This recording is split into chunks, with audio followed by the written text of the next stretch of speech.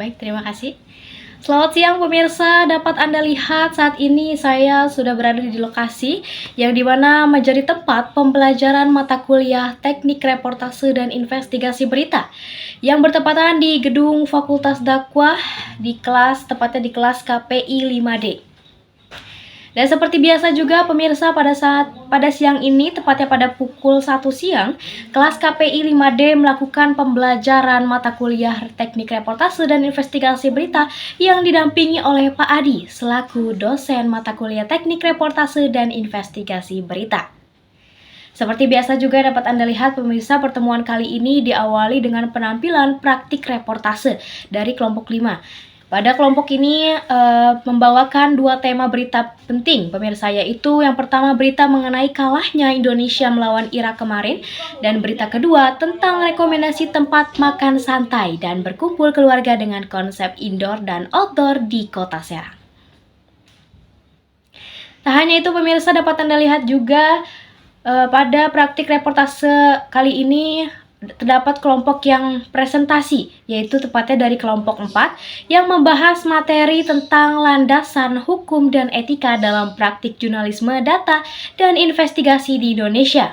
Pada pertemuan kali ini, dosen pengampu belum bisa memberikan masukan atau revisi singkat perihal makalah.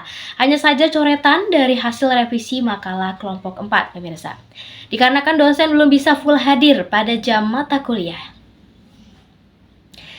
Walaupun dosen pengampu belum bisa mendampingi sampai presentasi selesai pemirsa, tetapi dapat Anda lihat juga pemakalah tetap menjalankan tanggung jawabnya sebagai pemateri untuk menyelesaikan pemaparan materinya.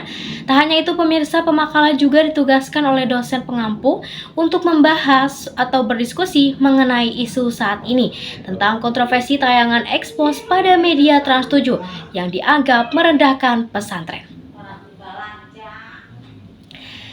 Dapat Anda lihat juga pemirsa, diskusi pada kelas KPI 5D berjalan dengan sangat kondusif pemirsa ya. Dapat dilihat juga banyak antusias dari mahasiswa untuk memberikan argumen dan tanggapannya perihal isu yang terjadi pada saat ini. Dan banyak juga mahasiswa yang memberikan penilaian terhadap media yang terlibat isu pada berita saat ini pemirsa. Baik pemirsa, di sini saya juga akan menyampaikan kembali materi singkat yang sempat tadi pemakalah kelompok 4 sampaikan, yaitu mengenai landasan hukum dan etika dalam praktik jurnalisme data dan investigasi di Indonesia. Yaitu makalahnya membahas pentingnya pemahaman hukum dan etika dalam dunia jurnalistik modern. Perkembangan teknologi digital telah mengubah cara kerja jurnalis, melahirkan dua bentuk jurnalisme utama, yaitu jurnalisme data dan jurnalisme investigasi. Keduanya berperan besar pemirsa dalam mengungkap kebenaran dan memberikan informasi akurat kepada publik, namun juga menimbulkan tantangan etis dan hukum baru. Secara hukum, jurnalisme di Indonesia berlandaskan Undang-Undang Nomor 40 Tahun 1999 tentang pers yang menjamin kebebasan pers namun tetap menuntut tanggung jawab sosial. Selain itu pemirsa, hak tolak dan hak jawab menjadi instrumen penting dalam menjaga keseimbangan antara kebebasan dan perlindungan hak individu. Dukungan hukum lainnya pemirsa terdapat pada Kode Etik Jurnalistik Dewan Pers serta Undang-Undang Nomor 27 Tahun 2022 tentang perlindungan data pribadi dan menekankan pentingnya privasi di era digital.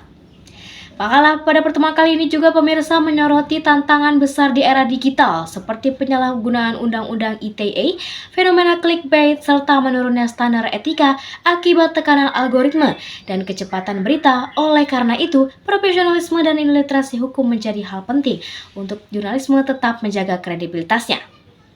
Dapat kita simpulkan pemirsa dari materi singkat yang tadi sempat saya jelaskan kembali, yaitu kemajuan teknologi menuntut jurnalisme untuk tidak hanya terampil secara teknis, tetapi juga berintegrasi secara moral dan hukum.